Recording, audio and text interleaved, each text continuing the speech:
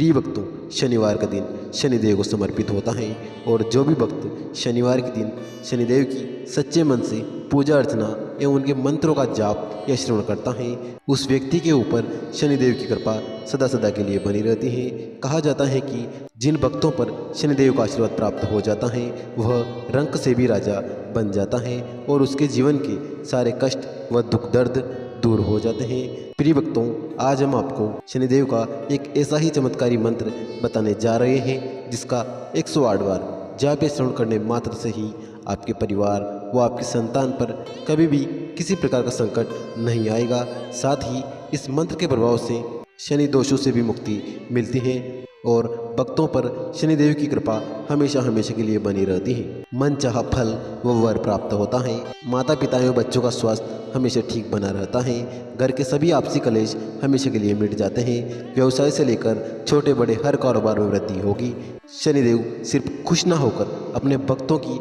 सभी प्रकार की मनोकामनाएं भी पूरी करते हैं। बस आपको इस मंत्र का 108 बार जाप करना है। आप इस मंत्र का 108 बार जाप करते ही भगवान शनिदेव आप पर अपनी कृपा दृष्टि बरसा देंगे और आपके सभी बिगड़ते हुए कार्य भी बनने लग जाएंगे। साथ ही धन का ऐसा भंडार लगेगा कि जीवन भर भी समाप्त नहीं होगा। बस आपको इस मंत्र का 108 बार जाप करना है।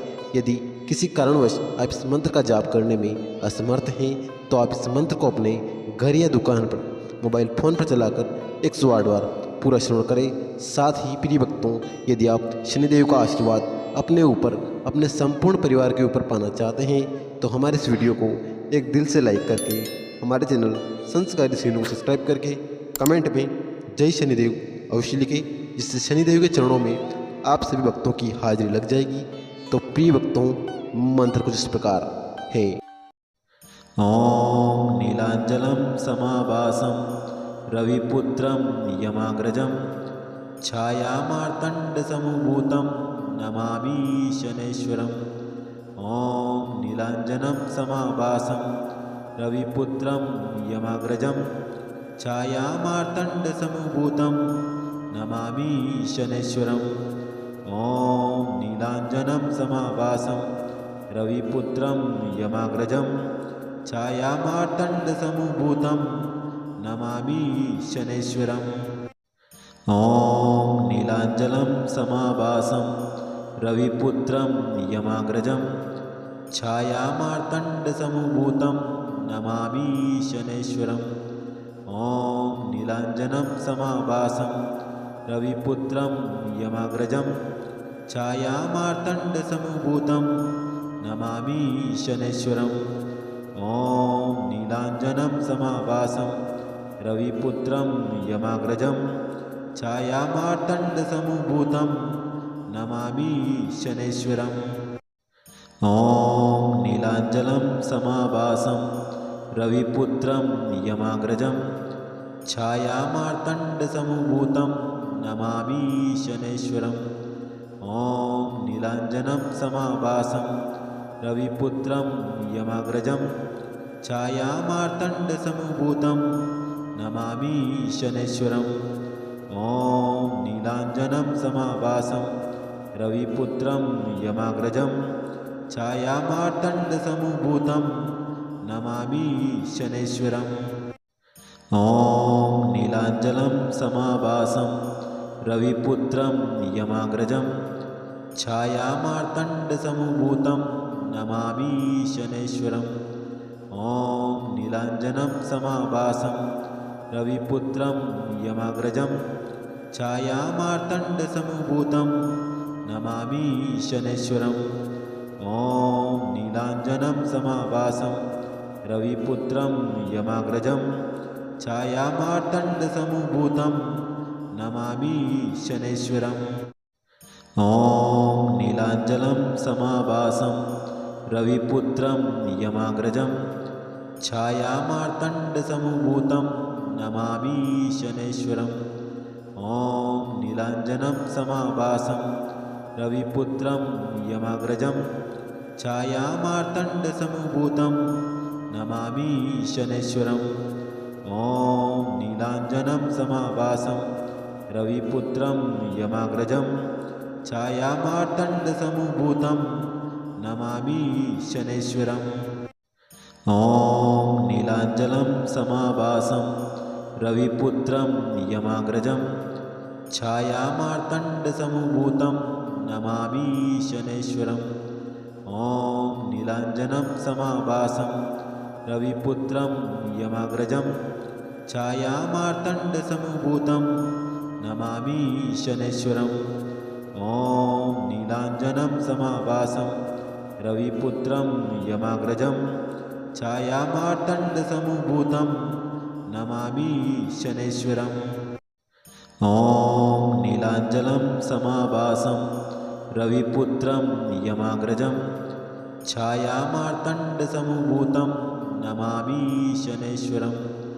ॐ नीलाञ्जनं समाभासं रविपुत्रं यमाग्रजं छायामार्तण्डसमभूतं नमामि शनैश्वरम् ॐ नीलाञ्जनं समाभासं रविपुत्रं यमाग्रजं छायामार्तण्डसमभूतं नमामि शनैश्वरम् ॐ नीलाञ्जनं समाभासं रविपुत्रं यमाग्रजं छायामार्तण्डसमभूतं नमामि शनैश्वरम् ॐ नीलाञ्जनं समाभासं रविपुत्रं यमाग्रजं छायामार्तण्डसमभूतं नमामि शनैश्वरम् ॐ नीलाञ्जनं समाभासं रविपुत्रं यमाग्रजं छायामार्तण्डसमभूतं नमामि शनैश्वरम् ॐ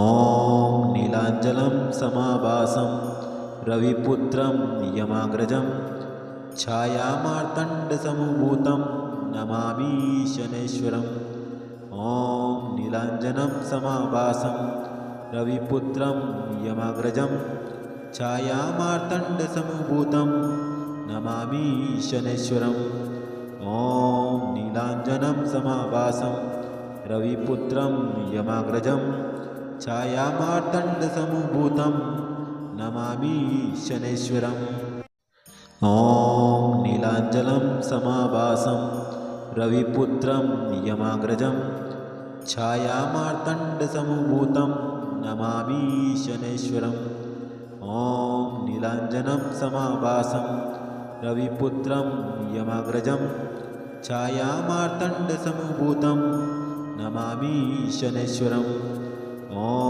नीलाञ्जनं समाभासं रविपुत्रं यमाग्रजं छायामार्तण्डसमभूतं नमामि शनैश्वरम् ॐ नीलाञ्जनं समाभासं रविपुत्रं यमाग्रजं छायामार्तण्डसमभूतं नमामि शनैश्वरम् ॐ नीलाञ्जनं समाभासं रविपुत्रं यमाग्रजं छायामार्तण्डसमभूतं नमामि शनैश्वरम् ॐ नीलाञ्जनं समाभासं रविपुत्रं यमाग्रजं छायामार्तण्डसमभूतं नमामि शनैश्वरम् ॐ नीलाञ्जनं समाभासं रविपुत्रं यमाग्रजं छायामार्तण्डसमभूतं नमामि शनैश्वरम् ॐ नीलाञ्जनं समाभासं रविपुत्रं यमाग्रजं छायामार्तण्डसमभूतं नमामि शनैश्वरम् ॐ नीलाञ्जनं समाभासं रविपुत्रं यमाग्रजं छायामार्तण्डसमभूतं नमामि शनैश्वरम् ॐ नीलाञ्जनं समाभासं रविपुत्रं यमाग्रजं छायामार्तण्डसमभूतं नमामि शनैश्वरम् ॐ नीलाञ्जनं समाभासं रविपुत्रं यमाग्रजं छायामार्तण्डसमभूतं नमामि शनैश्वरम् ॐ नीलाञ्जनं समाभासं रविपुत्रं यमाग्रजं छायामार्तण्डसमभूतं नमामि शनैश्वरम् ॐ नीलाञ्जनं समाभासं रविपुत्रं यमाग्रजं छायामार्तण्डसमभूतं नमामि शनैश्वरम् ॐ नीलाञ्जनं समाभासं रविपुत्रं यमाग्रजं छायामार्तण्डसमभूतं नमामि शनैश्वरम् ॐ नीलाञ्जनं समाभासं रविपुत्रं यमाग्रजं छायामार्तण्डसमभूतं नमामि शनैश्वरम् ॐ नीलाञ्जनं समाभासं रविपुत्रं यमाग्रजं छायामार्तण्डसमभूतं नमामि शनैश्वरम् ॐ नीलाञ्जनं समाभासं रविपुत्रं यमाग्रजं छायामार्तण्डसमभूतं नमामि शनैश्वरम् ॐ नीलाञ्जनं समाभासं रविपुत्रं यमाग्रजं छायामार्तण्डसमभूतं नमामि शनैश्वरम् ॐ नीलाञ्जनं समाभासं रविपुत्रं यमाग्रजं छायामार्तण्डसमभूतं नमामि शनैश्वरम् ॐ नीलाञ्जनं समाभासं रविपुत्रं यमाग्रजं छायामार्तण्डसमभूतं नमामि शनैश्वरम् ॐ नीलाञ्जनं समाभासं रविपुत्रं यमाग्रजं छायामार्तण्डसमभूतं नमामि शनैश्वरम् ॐ नीलाञ्जनं समाभासं रविपुत्रं यमाग्रजं छायामार्तण्डसमभूतं नमामि शनैश्वरम् ॐ नीलाञ्जनं समाभासं रविपुत्रं यमाग्रजं छायामार्तण्डसमभूतं नमामि शनैश्वरम् ॐ नीलाञ्जनं समाभासं रविपुत्रं यमाग्रजं छायामार्तण्डसमभूतं नमामि शनैश्वरम् ॐ नीलाञ्जनं समाभासं रविपुत्रं यमाग्रजं छायामार्तण्डसमभूतं नमामि शनैश्वरम् ॐ नीलाञ्जनं समाभासं रविपुत्रं यमाग्रजं छायामार्तण्डसमभूतं नमामि शनैश्वरम् ॐ नीलाञ्जनं समाभासं रविपुत्रं यमाग्रजं छायामार्तण्डसमभूतं नमामि शनैश्वरम् ॐ नीलाञ्जनं समाभासं रविपुत्रं यमाग्रजं छायामार्तण्डसमभूतं नमामि शनैश्वरम् ॐ नीलाञ्जनं समाभासं रविपुत्रं यमाग्रजं छायामार्तण्डसमभूतं नमामि शनैश्वरम् ॐ नीलाञ्जनं समाभासं रविपुत्रं यमाग्रजं छायामार्तण्डसमभूतं नमामि शनैश्वरम् ॐ नीलाञ्जनं समाभासं रविपुत्रं यमाग्रजं छायामार्तण्डसमभूतं नमामि शनैश्वरम् ॐ नीलाञ्जनं समाभासं रविपुत्रं यमाग्रजं छायामार्तण्डसमभूतं नमामि शनैश्वरम् ॐ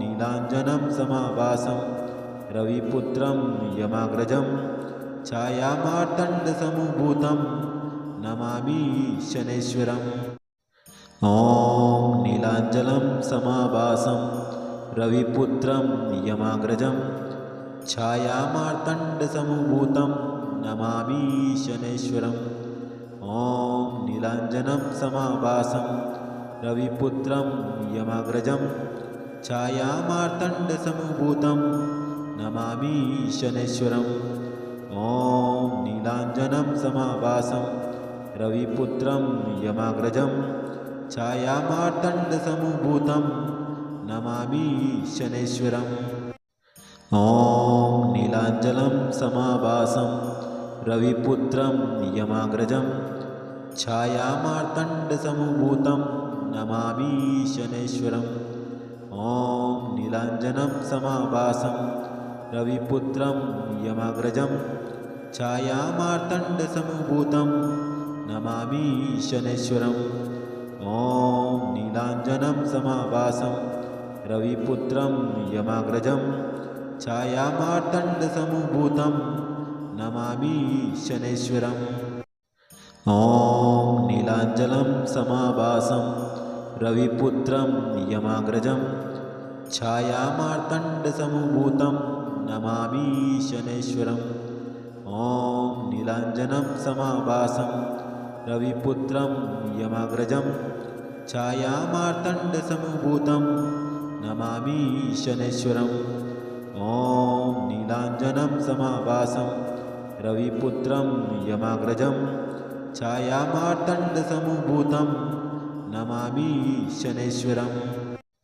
ॐ नीलाञ्जनं समाभासं रविपुत्रं यमाग्रजं छायामार्तण्डसमुभूतं नमामि शनैश्वरम्। ॐ नीलाञ्जनं समाभासं रविपुत्रं यमाग्रजं छायामार्तण्डसमुभूतं नमामि शनैश्वरम्। ॐ नीलाञ्जनं समाभासं रविपुत्रं यमाग्रजं छायामार्तण्डसमुभूतं नमामि शनैश्वरम्। ॐ नीलाञ्जनं समाभासं रविपुत्रं यमाग्रजं छायामार्तण्डसमुभूतं नमामि शनैश्वरम्। ॐ नीलाञ्जनं समाभासं रविपुत्रं यमाग्रजं छायामार्तण्डसमुभूतं नमामि शनैश्वरम्। ॐ नीलाञ्जनं समाभासं रविपुत्रं यमाग्रजं छायामार्तण्डसमुभूतं नमामि शनैश्वरम्। ॐ नीलाञ्जनं समाभासं रविपुत्रं यमाग्रजं छायामार्तण्डसमुभूतं नमामि शनैश्वरम्। ॐ नीलाञ्जनं समाभासं रविपुत्रं यमाग्रजं छायामार्तण्डसमुभूतं नमामि शनैश्वरम्। ॐ नीलाञ्जनं समाभासं रविपुत्रं यमाग्रजं छायामार्तण्डसमुभूतं नमामि शनैश्वरम्। ॐ नीलाञ्जनं समाभासं रविपुत्रं यमाग्रजं छायामार्तण्डसमुभूतं नमामि शनैश्वरम्। ॐ नीलाञ्जनं समाभासं रविपुत्रं यमाग्रजं छायामार्तण्डसमुभूतं नमामि शनैश्वरम्। ॐ नीलाञ्जनं समाभासं रविपुत्रं यमाग्रजं छायामार्तण्डसमुभूतं नमामि शनैश्वरम्। ॐ नीलाञ्जनं समाभासं रविपुत्रं यमाग्रजं छायामार्तण्डसमुभूतं नमामि शनैश्वरम्। ॐ नीलाञ्जनं समाभासं रविपुत्रं यमाग्रजं छायामार्तण्डसमुभूतं नमामि शनैश्वरम्। ॐ नीलाञ्जनं समाभासं रविपुत्रं यमाग्रजं छायामार्तण्डसमुभूतं नमामि शनैश्वरम्। ॐ नीलाञ्जनं समाभासं रविपुत्रं यमाग्रजं छायामार्तण्डसमुभूतं नमामि शनैश्वरम्। ॐ नीलाञ्जनं समाभासं रविपुत्रं यमाग्रजं छायामार्तण्डसमुभूतं नमामि शनैश्वरम्। ॐ नीलाञ्जनं समाभासं रविपुत्रं यमाग्रजं छायामार्तण्डसमुभूतं नमामि शनैश्वरम्। ॐ नीलाञ्जनं समाभासं रविपुत्रं यमाग्रजं छायामार्तण्डसमुभूतं नमामि शनैश्वरम्। ॐ नीलाञ्जनं समाभासं रविपुत्रं यमाग्रजं छायामार्तण्डसमुभूतं नमामि शनैश्वरम्।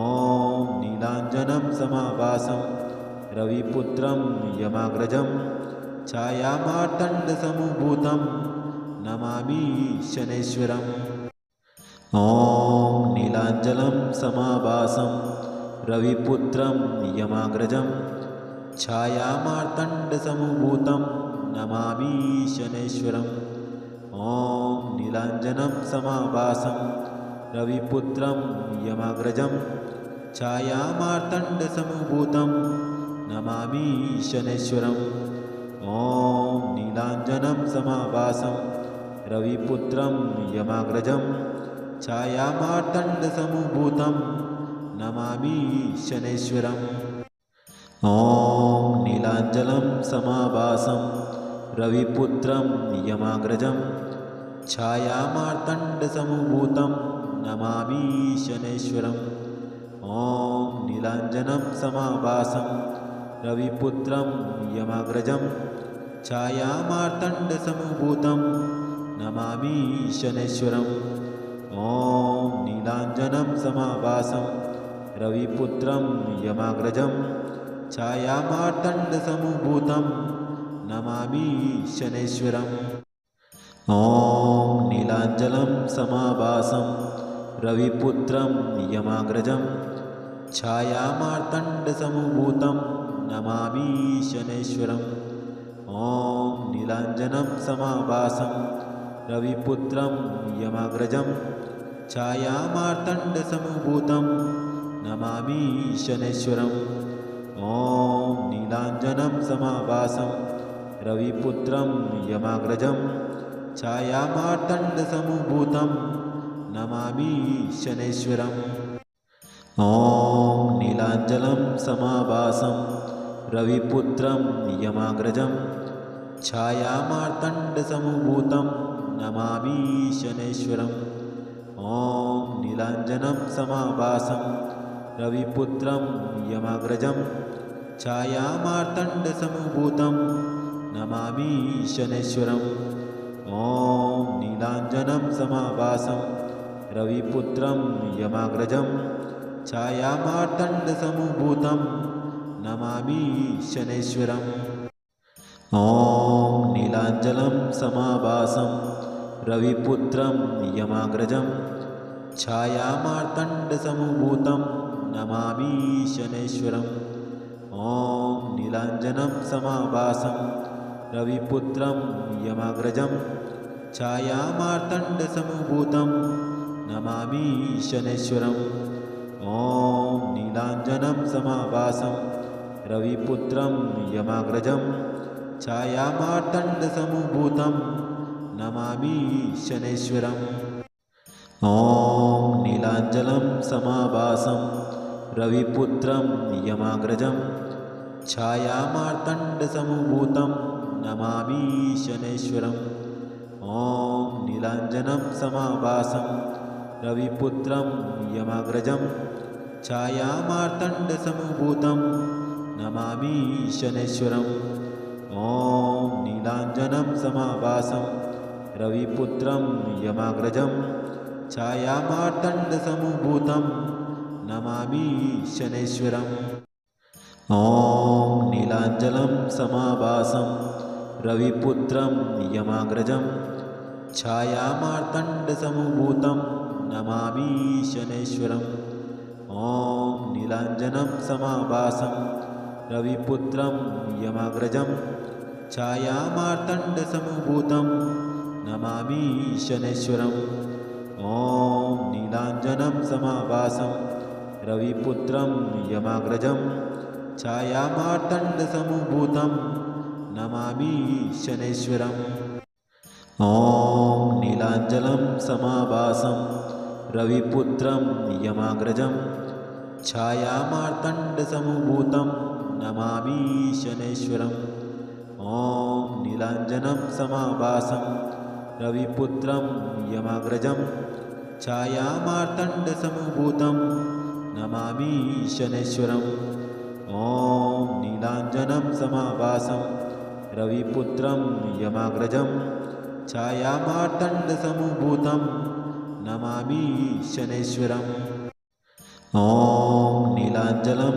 समाभासं रविपुत्रं यमाग्रजं छायामार्तण्डसमभूतं नमामि शनैश्वरम् ॐ नीलाञ्जनं समाभासं रविपुत्रं यमाग्रजं छायामार्तण्डसमुभूतं नमामि शनैश्वरम् ॐ नीलाञ्जनं समाभासं रविपुत्रं यमाग्रजं छायामार्तण्डसमुभूतं नमामि शनैश्वरम् ॐ नीलाञ्जनं समाभासं रविपुत्रं यमाग्रजं छायामार्तण्डसमुभूतं नमामि शनैश्वरम् ॐ नीलाञ्जनं समाभासं रविपुत्रं यमाग्रजं छायामार्तण्डसमुभूतं नमामि शनैश्वरम् ॐ नीलाञ्जनं समाभासं रविपुत्रं यमाग्रजं छायामार्तण्डसमुभूतं नमामि शनैश्वरम् ॐ नीलाञ्जनं समाभासं रविपुत्रं यमाग्रजं छायामार्तण्डसमुभूतं नमामि शनैश्वरम् ॐ नीलाञ्जनं समाभासं रविपुत्रं यमाग्रजं छायामार्तण्डसमुभूतं नमामि शनैश्वरम् ॐ नीलाञ्जनं समाभासं रविपुत्रं यमाग्रजं छायामार्तण्डसमुभूतं नमामि शनैश्वरम् ॐ नीलाञ्जनं समाभासं रविपुत्रं यमाग्रजं छायामार्तण्डसमुभूतं नमामि शनैश्वरम् ॐ नीलाञ्जनं समाभासं रविपुत्रं यमाग्रजं छायामार्तण्डसमुभूतं नमामि शनैश्वरम् ॐ नीलाञ्जनं समाभासं रविपुत्रं यमाग्रजं छायामार्तण्डसमुभूतं नमामि शनैश्वरम् ॐ नीलाञ्जनं समाभासं रविपुत्रं यमाग्रजं छायामार्तण्डसमुभूतं नमामि शनैश्वरम् ॐ नीलाञ्जनं समाभासं रविपुत्रं यमाग्रजं छायामार्तण्डसमुभूतं नमामि शनैश्वरम् ॐ नीलाञ्जनं समाभासं रविपुत्रं यमाग्रजं छायामार्तण्डसमुभूतं नमामि शनैश्वरम् ॐ नीलाञ्जनं समाभासं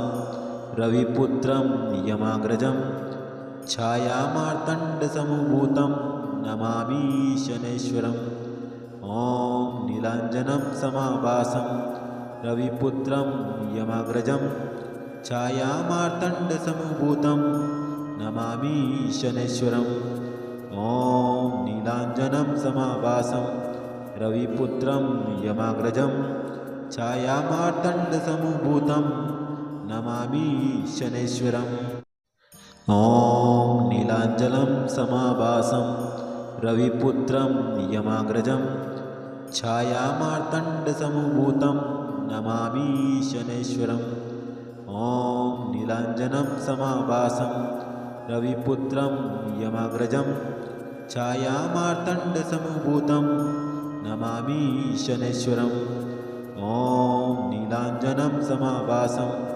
रविपुत्रं यमाग्रजं छायामार्तण्डसमुभूतं नमामि शनैश्वरम् ॐ नीलाञ्जनं समाभासं रविपुत्रं यमाग्रजं छायामार्तण्डसमुभूतं नमामि शनैश्वरम् ॐ नीलाञ्जनं समाभासं रविपुत्रं यमाग्रजं छायामार्तण्डसमुभूतं नमामि शनैश्वरम् ॐ नीलाञ्जनं समाभासं रविपुत्रं यमाग्रजं छायामार्तण्डसमुभूतं नमामि शनैश्वरम् ॐ नीलाञ्जनं समाभासं रविपुत्रं यमाग्रजं छायामार्तण्डसमुभूतं नमामि शनैश्वरम् ॐ नीलाञ्जनं समाभासं